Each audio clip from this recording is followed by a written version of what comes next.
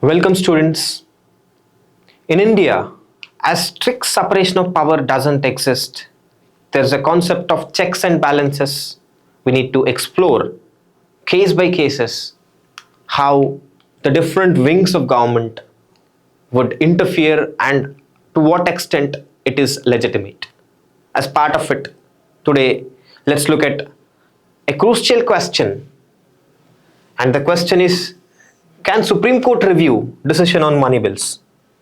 So if you're ready, let's start with this question and let's explore what actually the money bill is and to what extent Supreme Court can interfere and regarding the case laws associated with it.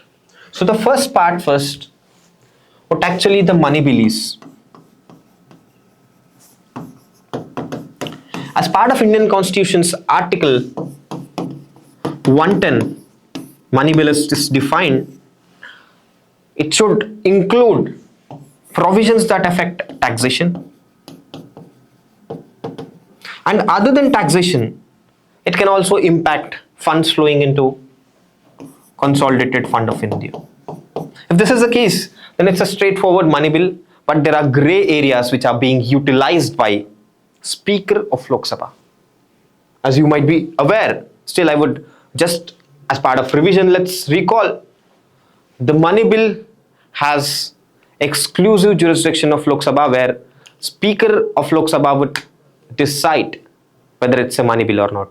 And as part of that, Rajya Sabha can't veto it and could only review within 14 days.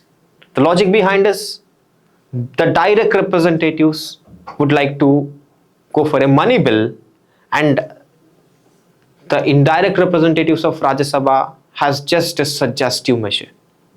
So it's concrete when you have defined things like taxation of Consolidated Fund of India, but of late it has been discovered that even the bills like tribunals amendment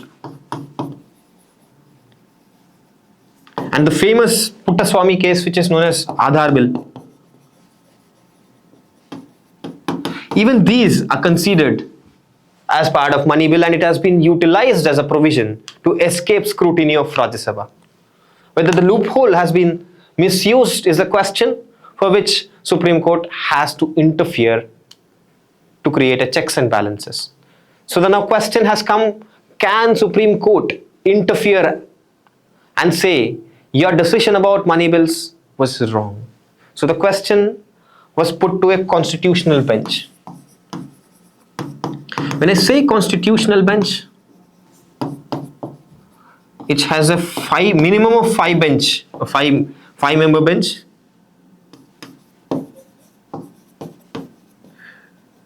Which looks at interpretation of certain provisions in Constitution. And the case was Roger Matthews versus South Indian Bank.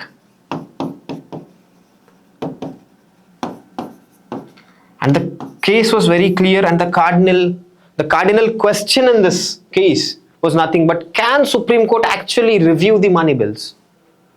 Or whether the decision of Speaker is final and it's at mercy of Speaker to hold the morality, or the constitutional morality is vested in shouldering the responsibility of Speaker. So was this the question? The answer is yes. Now, of late, in 2019, it started with Ranjan Gogoi as Chief Justice of India who started, and today we are at final answer. The answer says Supreme Court can interfere if they find there is arbitrariness in decision of Speaker. But Supreme Court can't preemptively. That means, as we discussed in the earlier videos, if you remember, they can't go for an ex ante prohibition. They can't stop a bill from making it a money bill, but later on it can be scrutinized based on the decision of Speaker. If you can correlate this, nothing but the similar kind of provisions are even put with 10th schedule regarding the disqualification and anti-defection. First, the speaker would take the decision, and after decision is taken, the decision is reviewed.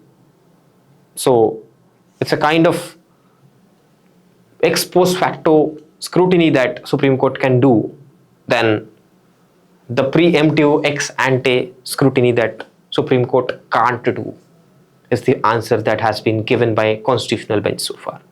Hope this discussion has given you a clarity about it.